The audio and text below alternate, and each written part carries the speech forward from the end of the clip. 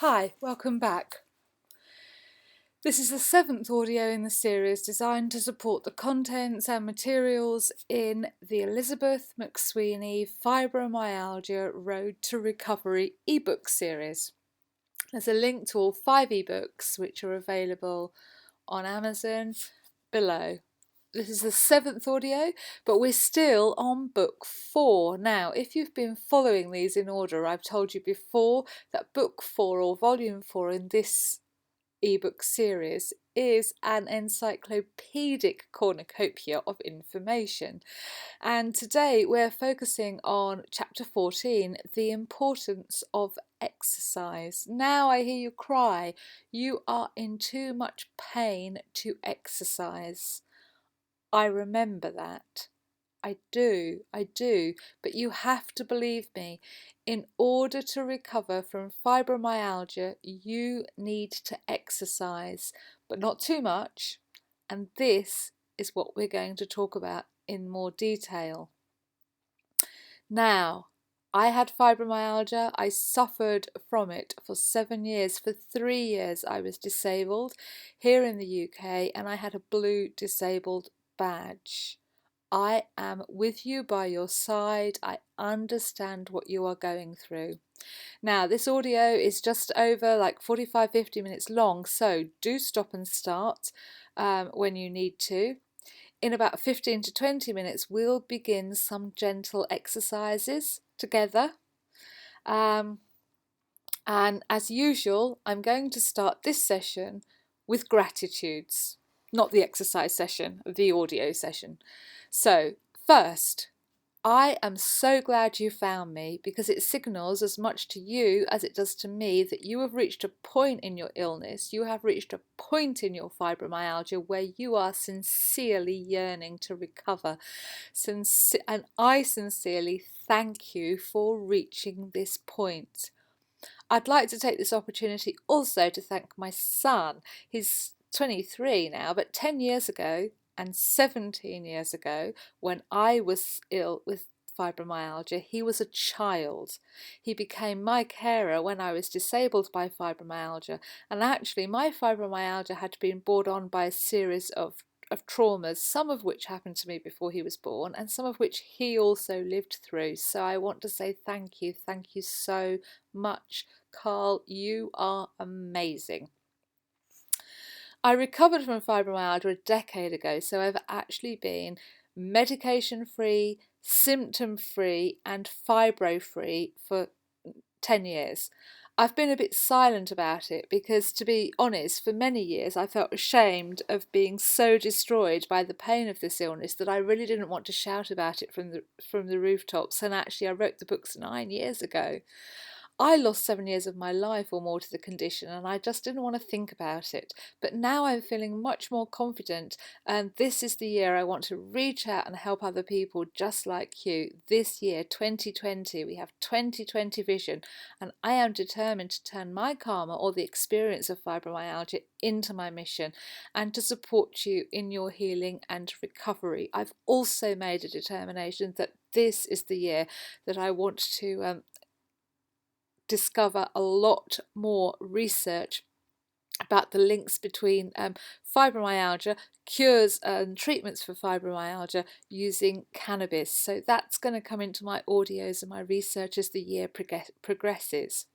So we've nearly reached the audio support material for volume 5 or book 5 in the Fibromyalgia Road to Recovery series. That's the one that reveals the strict framework I use to recover, and I use the word strict in its literal sense. It was a strict framework. If you believe you can recover from fibromyalgia and you are determined to, you need to focus on that and that only until you recover. You need to focus all your energy and belief system into that. My recovery didn't happen overnight, and it was just as much a spiritual journey as it was a physical one. And I will devote more audio tapes, I think, to these spiritual journeys. But first, I began writing these books through research that enabled me to understand the condition that I was suffering from, and research that helped me to discover 7 healing principles that formed the foundation and the framework for my own recovery. Now, I didn't recover on my own. I needed help, and I accepted help, which brings me on to more gratitudes. My GPs, my general practitioner doctors here in the UK, Dr. Solstice and Dr. Douglas from Bridgewater in Somerset. Also Pam Stewart and Sue Coots of the Fibromyalgia Association UK, and Somerset homeopath Josephine Smolden, without whom I could not have recovered.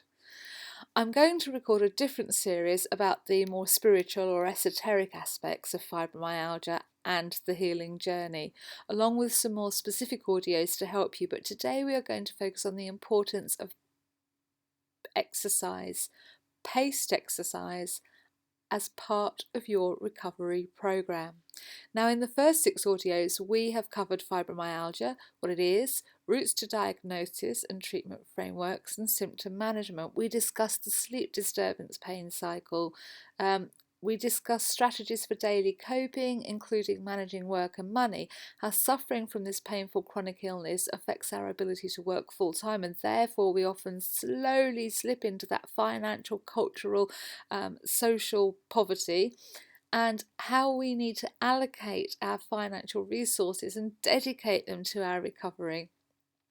We also discussed the role of family and friends in our illness, the role of family and friends in both helping us and sometimes in keeping us ill. And that brings me onto the 7 healing principles. I've repeatedly mentioned 3 of the 7 healing principles that I talk about throughout this ebook series. These principles help me form a holistic framework to my road to recovery, and they are, if you like, keys to the recovery process. The first is about healing of past traumas. Now, everyone without exception who wrote to me suffered a trauma or series of traumas that seemed to trigger their fibromyalgia. The second, the healing of sleep disturbance. Sleep disturbance is so characteristic in fibromyalgia condition. We could debate whether it's a symptom or a cause, because we know that without deep healing sleep, our body has an inability to recover and renew itself and regenerate. What we don't need to debate is the fact that in order to recover, you need to have deep healing sleep. So as you get better, your sleep will naturally improve. But for now, if you do need knockout sleeping tablets, don't feel ashamed about it. I promise you will get better, all in good time. Now, if you missed it at the end of the second audio in this series, the support notes for book 2 or volume 2, there is a guided Yoga Nidra sleep meditation. And if anyone out there can help me by composing some fantastic, say for example, binaural beats or relaxing music, so that we can provide just that Nidra, Yoga Nidra sleep meditation, I'd be really grateful. The third key that I keep on about, third healing principle, is to become aware, to recognise triggers in your environment, including other people, that might be setting off fibro flares, exhaustion or pain feedback loops in you. Now, this concept of our oneness with our environment is in Buddhist terms known as Esho Funi. I have said before, I am a practicing Buddhist, and without my faith, I think it would have been very difficult to find my road to recovery. Now, I'm not suggesting that you have to be a Buddhist, but I am saying that you need to muster deep faith and belief in your own innate ability to recover. You need to muster deep faith and belief in your own innate ability to recover from fibromyalgia. A fourth healing principle, or the fourth key that I use, is the healing power of water. And that includes external, as in hydrotherapy treatments, and internal, as in dehydration, or your body's cry for help, is a root cause of many, many symptoms of fibromyalgia, as well as other illnesses. Now, I talked about that in the last audio, and if you want to read how dehydration impacts on your physical body down to dysfunctional cellular level, please read volume 4 of the Elizabeth Fibromyalgia Road to Recovery series. That's volume 4 or book 4, which we're still discussing now, by the way, and the links are below. Now, I'm standing here today to say that 10 years ago I recovered, and I remain medication-free, pain-free, symptom-free and fibre-free, and there really is nothing so special about me. I know you can recover because I did and other people have, and like the disease itself, recovery is a long, often arduous journey, but it doesn't have to be. I do have to say, actually, reading my books is quite a long, arduous journey. They do waffle, and I do appreciate the fact that when you have fibromyalgia, you can suffer from fibro fog. I made the books repetitive on purpose for that reason, but if you do find them, an arduous journey, maybe just take some bullet points. So, this journey of fibromyalgia brings me on to two really important points, 2 points that I want to repeat and drill home in every audio, because these points are so crucial to your recovery process. Now, first, I noticed that when I had fibromyalgia, many sufferers introduced themselves and identified themselves by using the phrase "us fibros," and indeed I used this term throughout the 5 ebooks. Now, I realise that this really needs to change. The pain of fibromyalgia is such that it takes over our whole body, our whole identities, like a veil of darkness. Now, take off that veil now. If you use the phrase "us fibros," you are holding your whole identity within a painful illness, and all of your relationships and friends also within that painful illness. Now, you know that you are much more than the fibromyalgia that is crippling your life right now. So, on that note, if there's anyone who would like to receive all 5 ebooks in Word format in return for editing out, like copying and pasting every time I used that horrible phrase, and thinking of better phrases or better words at those points, please let me know, and then I'll send you the manuscripts, and you could do that. And in doing that, it means you have to read the manuscripts, which I hope, my intention is that will actually form part of your recovery process. So that also brings me on to my second point. Now, I want you to take a moment to reframe how you think about fibromyalgia. Since without exception, every person who wrote to me about their clinical and personal experiences had experienced one or more traumas: physical, emotional, mental, psychological, spiritual, often many, which had triggered this disease within them. Let's reframe fibromyalgia from the illness to a healing process. In other words, fibromyalgia is not an illness per se, it is in fact the deep healing journey that your body is taking you on right now. That doesn't mean it's somatic or psychosomatic, it is very much physical, which is why this audio will be focusing on the value of exercise in your recovery process. Healing from fibromyalgia is a complex, holistic journey, a 360 approach. It's recovering your spiritual body as well as your physical one, and in order to recover you need to take much action, including diet, perhaps homeopathy, perhaps herbal help from herbalists, perhaps exercise, increasing your water intake, dealing with those traumatic or trauma incidences that perhaps triggered your symptoms. So a holistic 360 approach is necessary, a strict framework is necessary, but today we are just looking gently at the subject of exercise. This audio 7, is the support material for chapter 14. We're still on chapter 14, we're still on volume 4. Chapter 14 of the ebooks is the importance of exercise. You can find the links to all the Elizabeth McSweeney Fibromyalgia Road to Recovery ebooks below. Fibromyalgia is a pain amplification syndrome, and in volume 2 of the series I investigated the relationship between causal traumas, grieving, insomnia and pain threshold.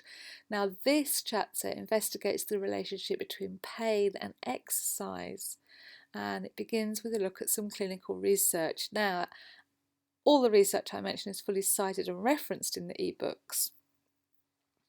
Research in 2006 showing that patients diagnosed with chronic fatigue syndrome and fibromyalgia syndrome exhibited lower ventilation, lower end tidal carbon dioxide, higher ventilatory equivalent of carbon dioxide, and slower increases in heart rate compared with control groups during exercise.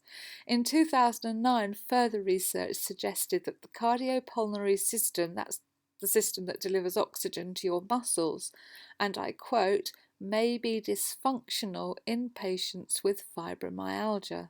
Now, don't worry about that quote because this dysfunction is totally reversible with recovery.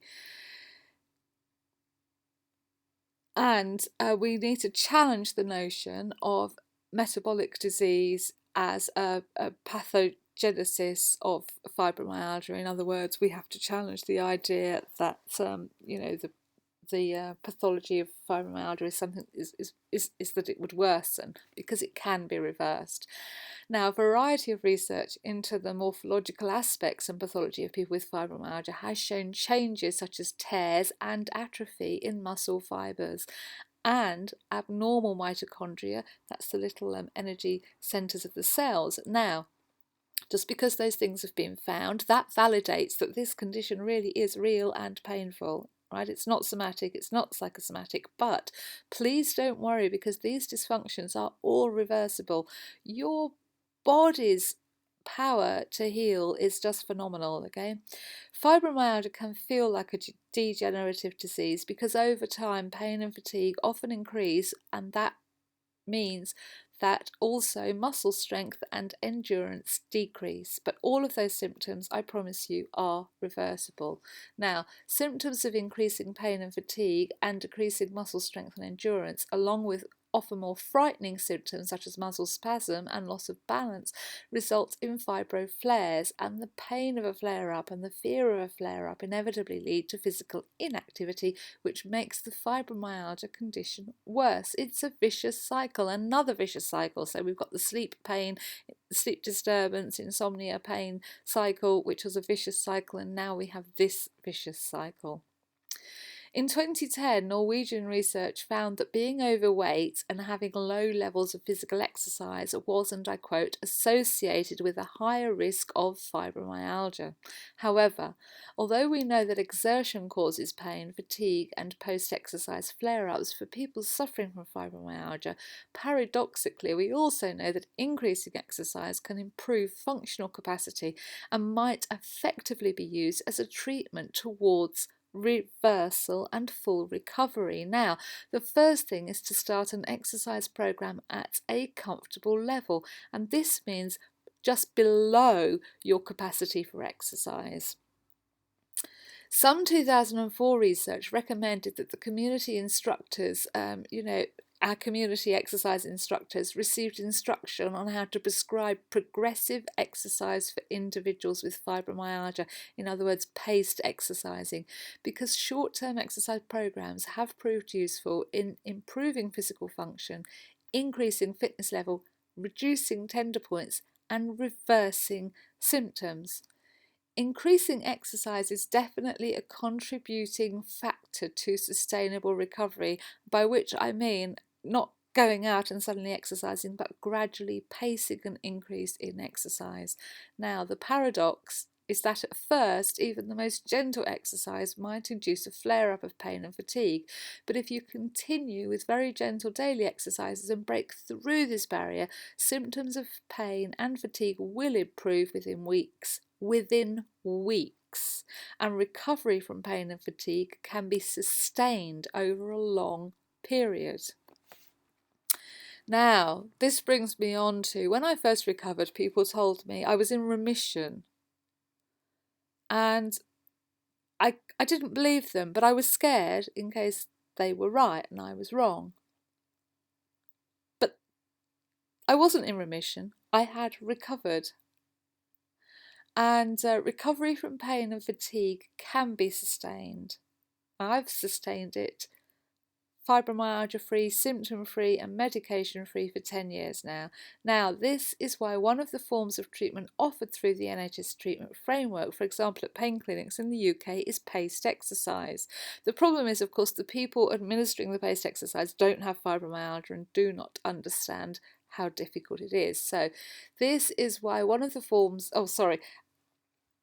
at the height of my own disability and at the outset of researching this book, I could not even walk down my garden path without being in agonising pain or suffering the debilitating fatigue.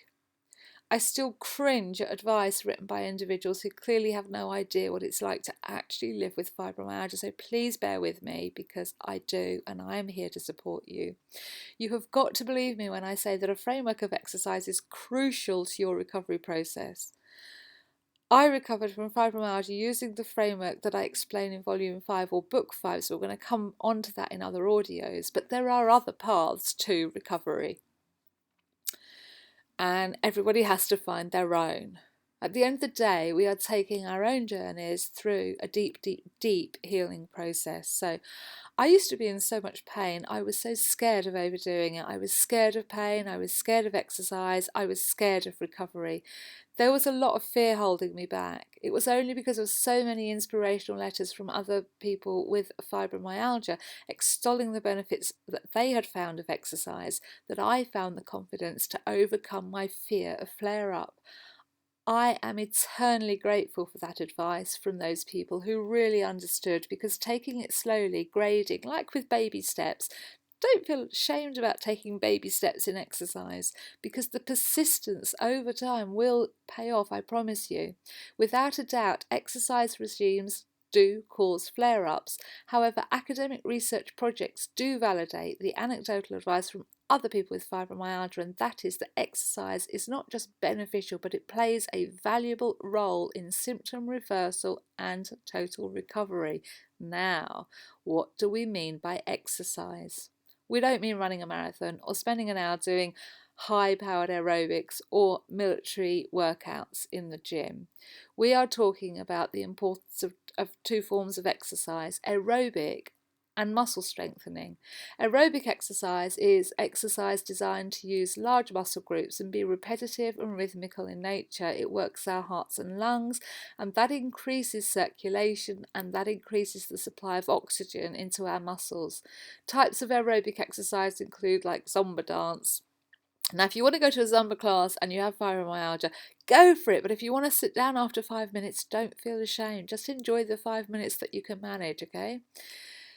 We're not telling you to go, running a marathon, but maybe walking or jogging on a treadmill, swimming. We've talked about water, hydrotherapy, really important. Cycling takes the weight off of your feet. I don't know about you. When I had fibromyalgia, my God, my ankles hurt so much.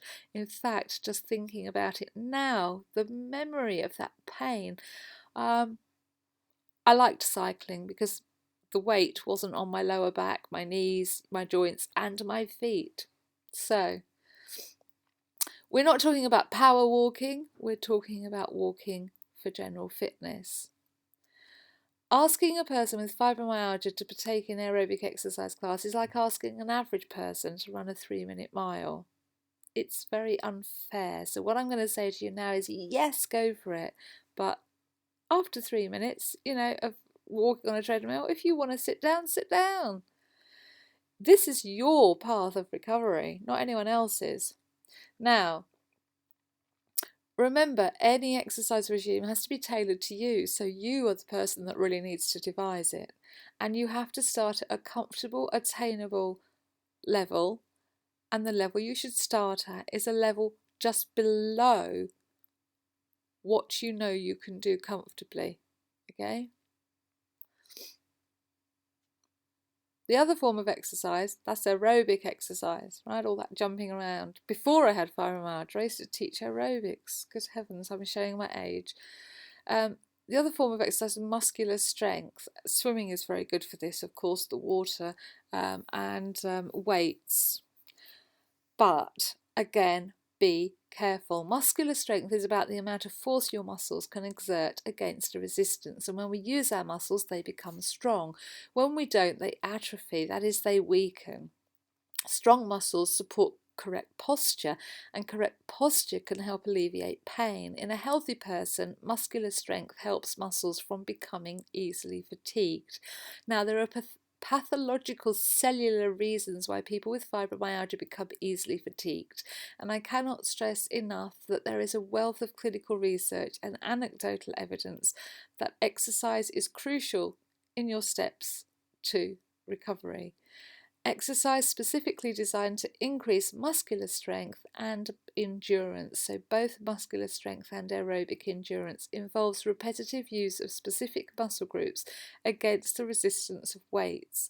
For a healthy person, endurance training usually begins with exercises such as sit-ups, press-ups, leg lifts, using the resistance naturally supplied by one's own body, and in a gym then you would add weights. Now obviously launching into a gym regime is not a good idea. Let's take it one step at a time.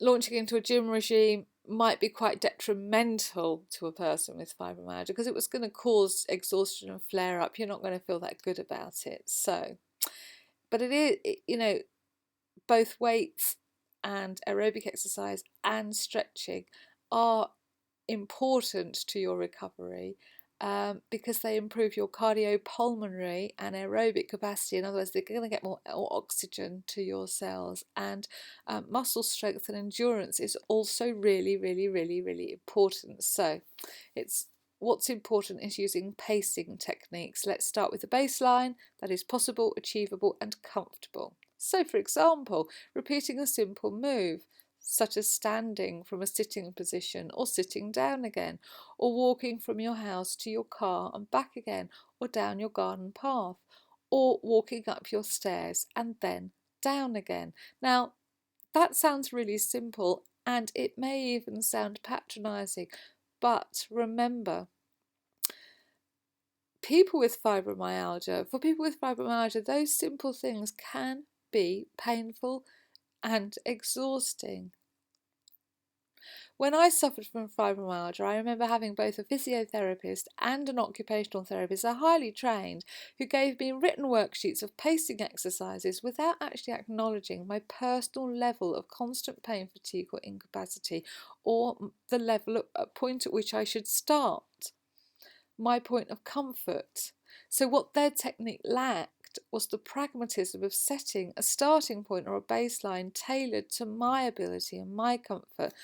And they also lacked the compassion and the knowledge or the understanding that in a healthy and active person, bear in mind they were healthy and active people, the baseline to start with is a lot higher than if you're suffering from fibromyalgia. So the baseline for starting that they told me to do on the exercise sheets, it was soul destroying because I couldn't do it and I felt like a failure. If you have a fibromyalgia, it's very important to stay as flexible as you possibly can. So stretching, now there's loads of research that links stretching with pain management and recovery. So stretching is a form of exercise which increases blood flow to your muscles. It's important to stretch gently. So yoga and Tai Chi, brilliant forms of stretching. But you don't have to be in a class to stretch. You can stretch anywhere, anytime, in bed, in the bath, watching TV. If you have fibromyalgia, it is important to stretch your arms, your legs and your back muscles every day. So make sure and take some time in your day to stretch your muscles. We've already talked about the usefulness of Tai Chi and yoga in earlier audio support materials, I think in volumes 2 and 3, and in which other contributors to those books explained how Tai Chi and yoga helped them. So don't just take my word for it. In the series Elizabeth McSweeney Road to Recovery books, I quote from over 35 other people who wrote to me about their own experiences, and I thank them from the bottom of my heart for everything that they also contributed to these books and this research.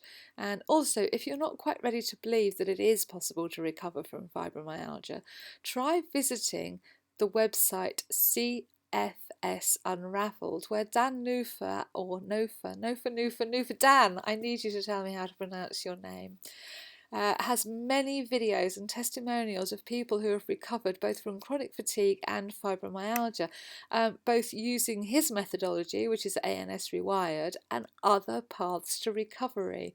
Now, the Elizabeth McSweeney Fibromyalgia Road to Recovery series was my path to recovery, and I hope it will help you, but you will find your own path, I promise you. There is a wealth of research about the important roles of exercise in the recovery of fibromyalgia, a wealth of cited research, documentation, much of it which is in volume 4 of these books, but you can find it all over the internet. And one of the most important exercise forms is stretching. Sounds really simple, so important.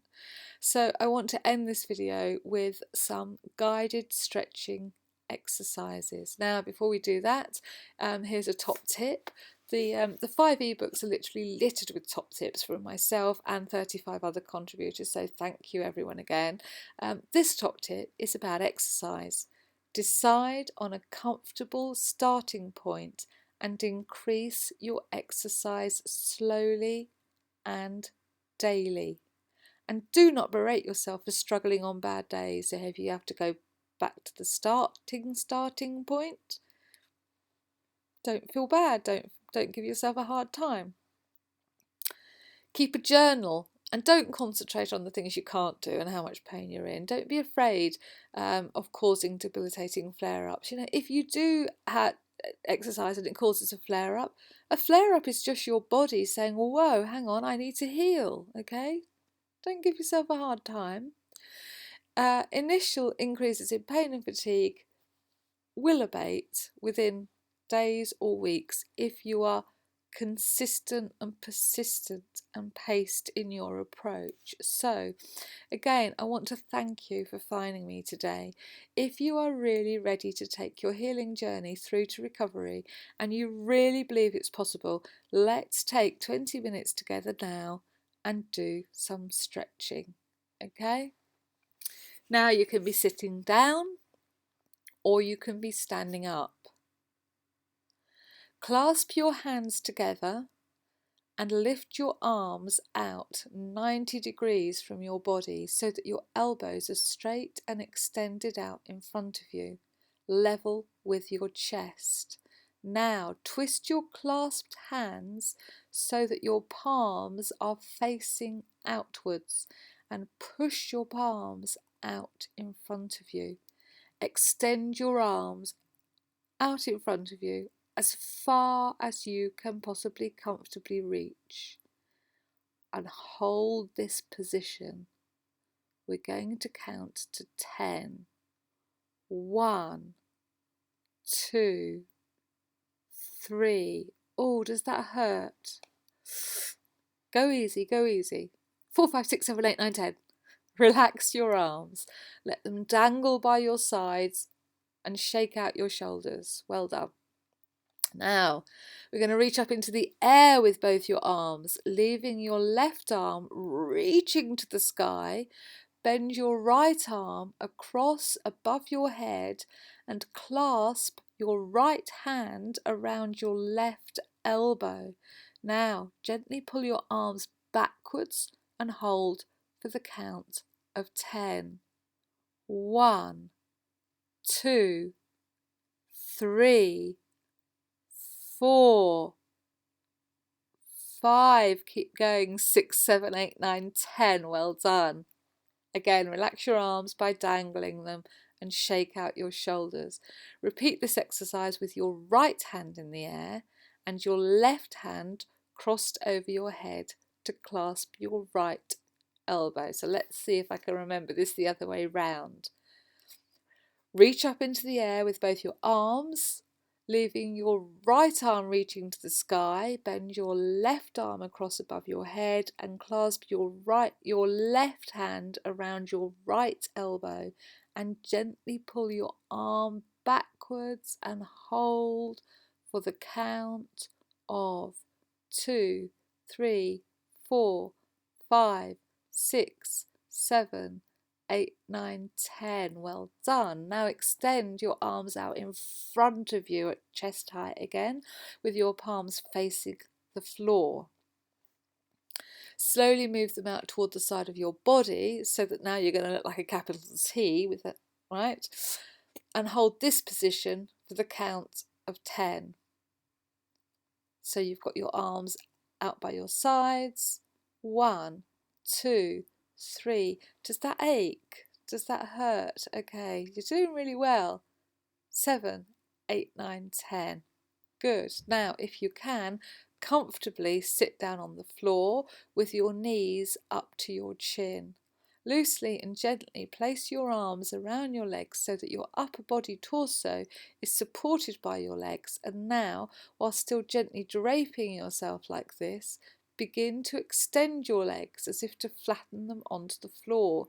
Keep your body draped around your legs, and as you extend and flatten your legs, you will gently bend down flat on top of them. So now your legs maybe flat out in front of you on the floor, and you will be bending down. Now, bring your knees back up, clasp the back of your knees with your hands and with your head cradled in between your knees, count to 10.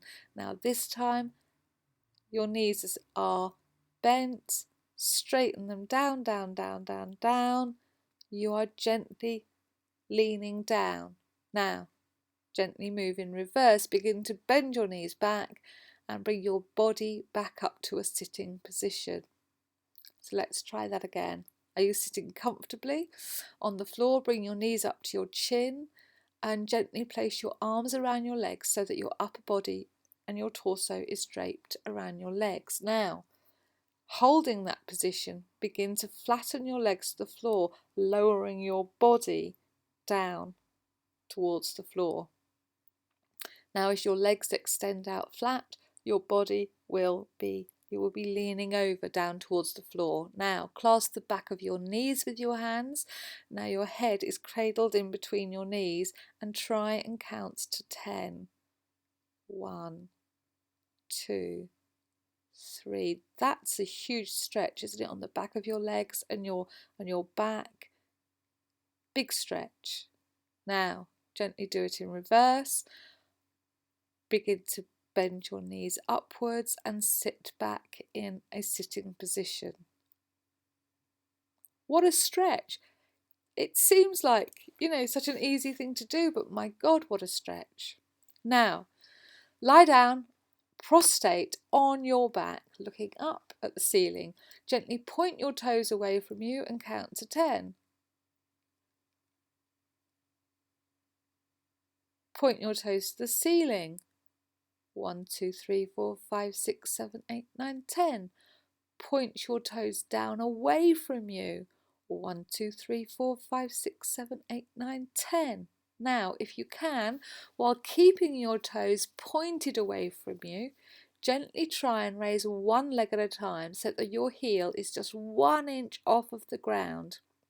And then gently lay your legs back down again. Actually, the muscles you're using here is your stomach muscles. You're using your stomach muscles and the muscles at your top of your legs to pick your leg off of the floor just 1 inch. Keep those toes pointing away from you. Now, see if you can do this while your heel is 1 inch off the ground. See if you can put your feet up at the ceiling. 1, 2, 3, 4, 5, 6, 7, 8, 9, 10. Now let's see if you can rotate your ankle outwards, keeping your toes pointed. Count to 10. 1, 2, 3, 4, 5, 6, 7, 8, 9, 10. Now, if it's too difficult for you to do that with your leg raised off of the floor 1 inch, pop your leg back down on the floor, let the floor support you, and try and rotate your ankle outwards and then inwards and then outwards. So your toe is pointing at the ceiling. Now it is pointing to the side of you. Now it's pointing at the ceiling again. Now it's pointing inwards. Okay? Point your toes down. Shake your leg out a little bit. Now we're going to do the same thing with your other leg, because that was only one leg at a time, right? So you're now lying down on your back. Gently point your toes away from you. Now, raise your other leg 1 inch off the floor. Keep your toe pointing away from you. Count to 10. 1, 2, 3, 4, 5, 6, 7, 8, 9, 10. Now see if you can point your feet up at the ceiling. 1, 2, 3, 4, 5, 6, 7, 8, 9, 10. Now see if you can rotate your ankle and point your toe outward. 1, 2, 3, 4, 5, 6, 7, 8, 9, 10. And if that is too difficult, put your leg down on the floor. Don't worry about it. We're flexing your foot. I'd forgotten what it was called then. What's it called, the thing we're flexing? It's a foot. Point your toe down. Point your toe up to the ceiling. Point your toe out to the side. Point your toe in. Well done. Now, next stretch, stretch 6. For this stretch, you will need to be able to be down on the floor on your hands and knees. Okay, it's called the cat. And it will help to keep your spine supple. Now, imagine you're a cat, so you're on the floor on your hands and knees.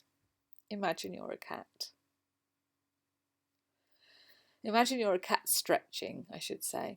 First, gently bend your head down toward the floor while arching your back upward toward the sky. So you're trying to look like a cat arching its back, or you're trying to look like the letter N. Then, while moving your back flat again, gently bend your head backwards to look up toward the sky and push your belly down toward the floor, but keep your bum from sticking out. So you kind of look like a capital M. Now, be the cat again. Stretch upwards. Look your head down. Arch your back up like a cat. Now move your back flat again and then gently bend your head upwards to look at the sky. Push your belly down toward the floor so you look like the middle of capital M. Cat. Stretch up, stretch down, stretch up, stretch down. Ooh, I like being a cat. Now, exercise number 7. For this last stretch, you will need to stand up again, okay? So just take your time. Move slowly. Oh, I can feel it. It's really difficult. I'm just as bad. I can feel. I might have recovered from fibromyalgia, but I can still feel my joints creaking here. This stretch will also help with the flexibility of your spine. So first, bend your head ever so slightly forward so that your chin, or in my case double chin, is resting on your chest, and feel the stretch between your first 2 neck vertebrae gently. Leave your hands resting gently on the front of your thighs. Gently ease your hands towards the floor, okay?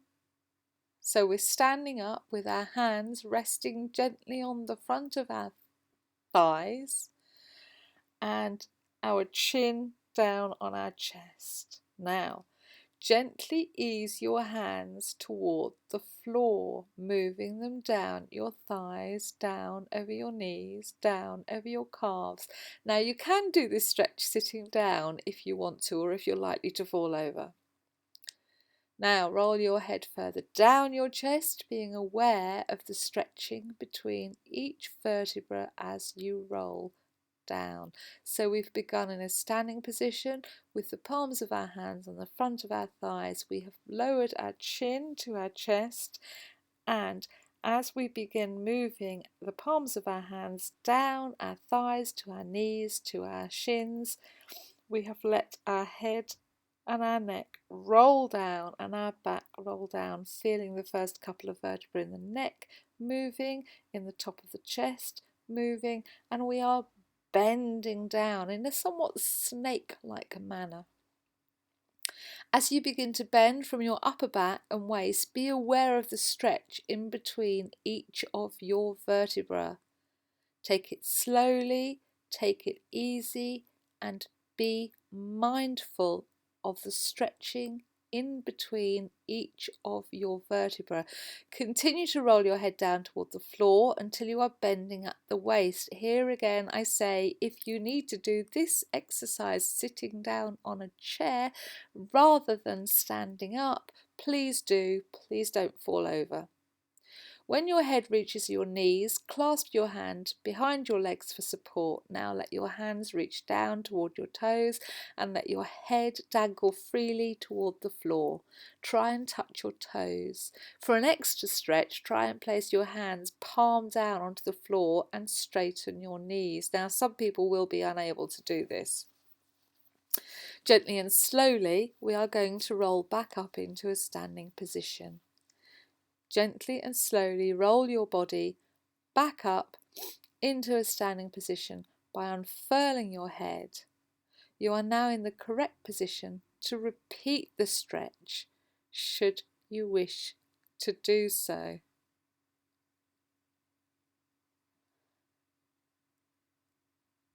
I'm just waiting for you to catch up there. Thank you so much for your time today. The next audio in this series will be the support material for Book 5 or Volume 5, Akeso Recovery. And that's where I'll take you through the 7 healing principles and a framework designed to support your personal healing process. Until then, please, every day, the simple stretching exercise. So number 1 was clasping your hands in front of you and stretching out, palms outwards. Number 2 was reaching up into the air and then gently taking one of the arms across to your elbow and pulling your arm very slightly backwards. Exercise 3 was extending your arms out again in front of you at chest height, but this time with your palms facing the floor, and then extending your arms to the sides of your body so you look like a capital T, and holding that position. Exercise 4 was sitting comfortably on the floor, wrapping your body around your knees, draping your body around your knees, and then slowly flattening your legs onto the floor, taking your body with you. Exercise 5 was lying down, facing upwards and stretching those toes in, up to the ceiling, out and in, and then try and do those exercises with each leg raised just 1 inch off the floor.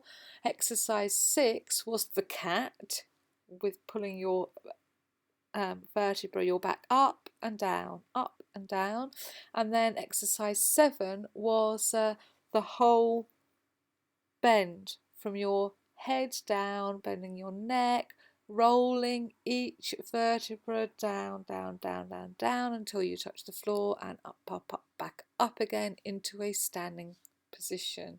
So I'll